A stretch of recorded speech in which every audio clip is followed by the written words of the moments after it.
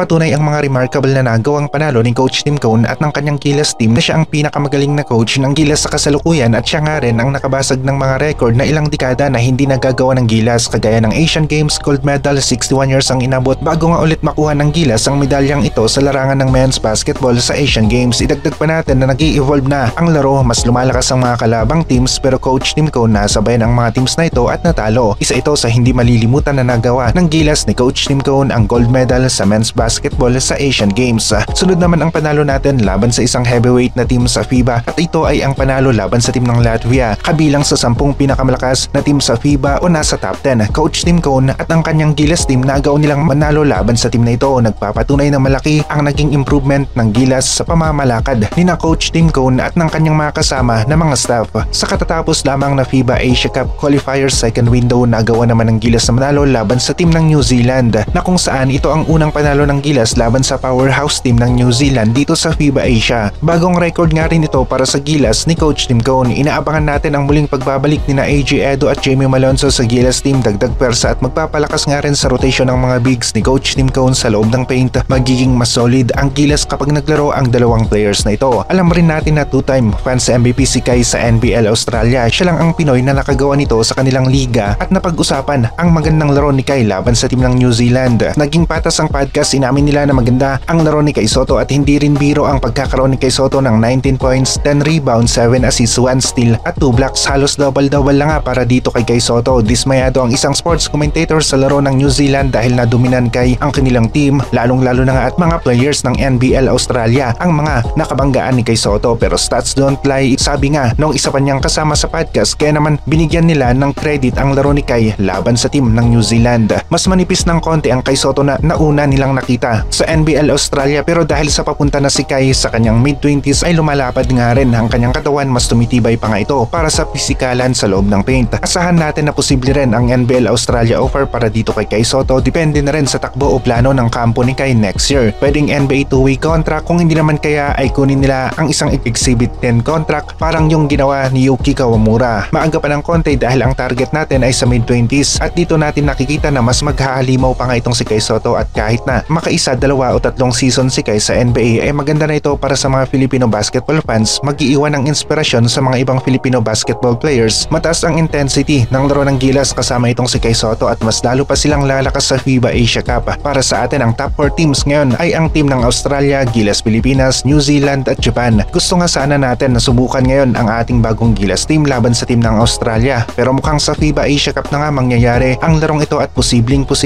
na sa gold medal match pa nga magaganap ito. Isang prediction na malaki ang chance na maging ang senaryo sa finals ng FIBA Asia Cup 2025. Hindi nagpapahuli si Kai Sotto, umaangat ang kanyang laro, mas lumalakas ang kanyang katawan at asahan natin na magmamature pa nga ang laro ni Kai sa FIBA World Cup 2027. Maganda rin ang naipakita ni Carl Tamayo sa FIBA Asia Cup qualifiers at babalik ito sa KBL. Nakita rin lang natin na mas mataas ang nagagawang audience impact na rin sa bando sa KBL, kaya naman may mga KBL teams pa rin na interesado sa kanya. Yun nga lang, mukhang may mga rules ang KBL na hindi panig sa Asian quota players o imports, kaya naman hindi ganun-ganun na lamang basta-basta ang makakabalik itong si Renz Abando. Hindi malayo na baka maglaro nga rin si Renz Abando sa PBA, posible na magpa-draft na rin ito next year kagaya ng ginawa ni RJ Abarientos. Nananatiling option pa rin ito maliban sa paglalaro overseas. Kevin Kiambao, posible na maglaro nga rin sa KBL, tanggapin ng halos 37 million pesos na offer sa kanya ng Sono Sky Gunners. Isang 3-year deal package pero yung ikatlong taon ay isa ng player option. Maganda-ganda ang deal na ito at malalaman natin kung maglalaro sa KBL si Kevin Kiambao sa Disyembre.